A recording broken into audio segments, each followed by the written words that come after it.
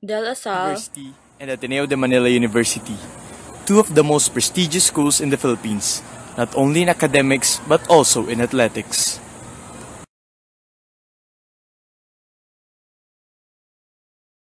The Lasallians and Ateneans have been known for decades, mainly because of their exhibition of competitiveness toward each other. However, few really know how this rivalry came to be.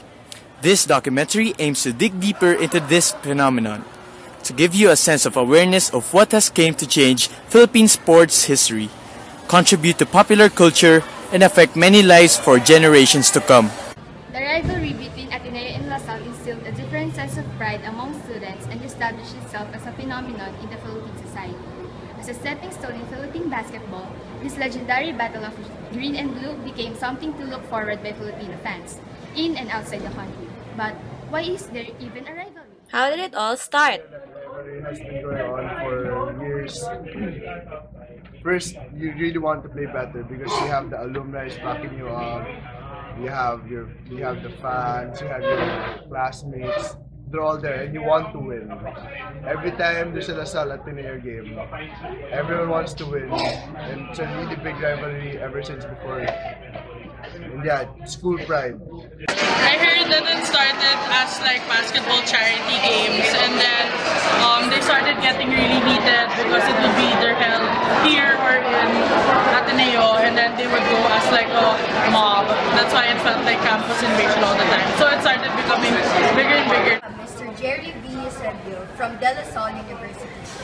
He studied here for his basic education, then moved to La Salle Green Hills for his secondary education, and returned and finished his studies at the main campus, where he is now a professor of political science.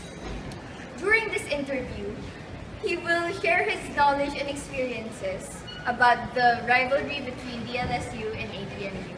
How did the rivalry of DLSU and ADMU start? Well, since the start of maybe the early part of the 20th century. Because I remember my father, who was also a student of La Salle, and he graduated grade school in the 30s, 1933 to be exact. And he told me that the rivalry was already there, even this early. Of course, Ateneo was older than La Salle by centuries, but La Salle was established, I think, in 1910, and from that time, perhaps, they were already were competing or were rivals, Ateneo and La Salle. The Ateneo-La Salle rivalry has always been there, and it affects me and how I play in ways such as I'm either highly motivated or I'm highly encouraged, highly pressured in playing. Highly motivated because, you know, playing for Ateneo in the long rivalry of Ateneo-La Salle is actually an honor for us players because we get to experience it and we get to play for our own school. Highly pressured because of maybe the people watching and the expectations of winning. And because first, being an Atenean, they always expect us to win, and they always get really competitive, especially when it's against La Salle. And it's kind of pressuring for us players because them expecting us to win right away without a fight is actually pretty hard, and seeing all those people cheering for La Salle also affects us in how we play.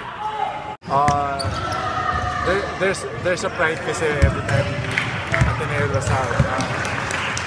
You don't, in Ateneo, you don't want to lose to La Salle. So, because of that rivalry.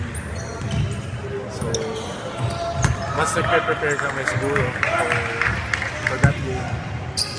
Though we also treat it as another game lang, pero stakes are higher lang. I prepare differently for a La Salle game. Maybe I prepare differently in a mental way where I always tell myself to not get bothered by the crowds, not get bothered by everyone who's cheering, the bands, I just tell myself to focus on the game, just stay in the game, do whatever coach tells me to do, and hope that I can contribute to the team. Yeah, we prepared differently because every team presents different problems for us. But aside from preparing for the teams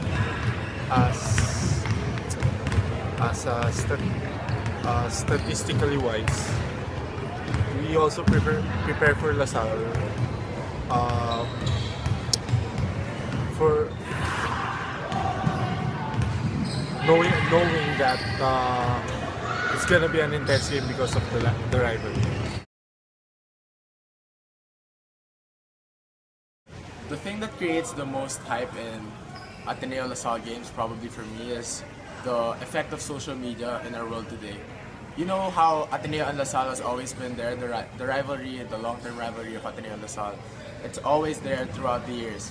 But now, a new thing has influenced our world today, which is social media. Seeing all the people tweet or Instagram or Facebook how they're excited to watch us play, it probably gives me the feeling of it's getting really hyped up, and probably gives other people feelings of hype as well. So people get really excited when they see these posts coming up on their feed, and probably gets them really hyped up. I think what creates the hype in Ateneo-La Salle games are the alumni and fans. Like I've said, there's a rich tradition of rivalry. So during games, when you watch live, you could really feel the intensity, the passion of students and alumni and fans of each team. So why do I think people are really interested about the rivalry? Well, probably for me, coming from a part of the audience all throughout grade school and high school, now I'm a part of the team playing against La Salle.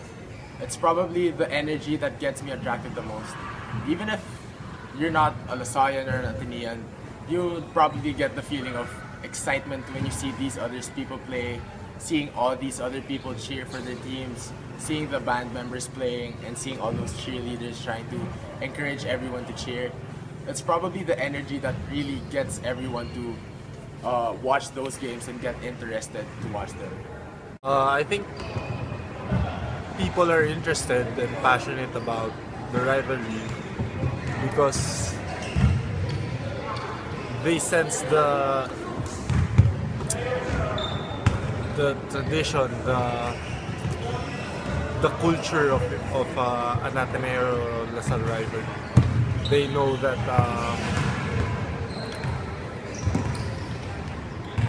people dig it. Yeah. Ateneo and La Salle were co-founders of the National Collegiate Athletic Association, or the NCAA, in 1924. Though it is said that the original rivals were Ateneo and San Beda, Ateneo started to challenge La Salle through means of athletics after they lost in the championship game of NCAA in 1939. As a result, the sports press started noticing the competition between these two schools, while they drew crowds to this rivalry, especially as both these schools moved to the University Athletic Association of the Philippines, or the UAAP. Although this rivalry is mostly known because of basketball, the competitiveness hasn't stopped and has since branched out to different fields and sports like volleyball and the others. This topic gets very heated attention and usually brings out the best in the athletes of both schools. Though generally a more peaceful rivalry, people just can't seem to get enough of these two schools. La Salle or Ateneo, Ateneo or La Salle. The rivalry of universities. Which side are you on?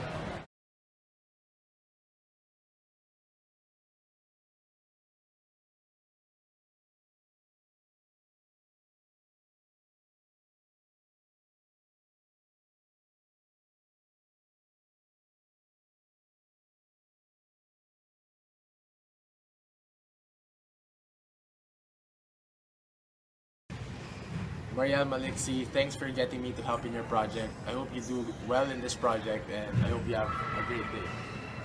To Marielli,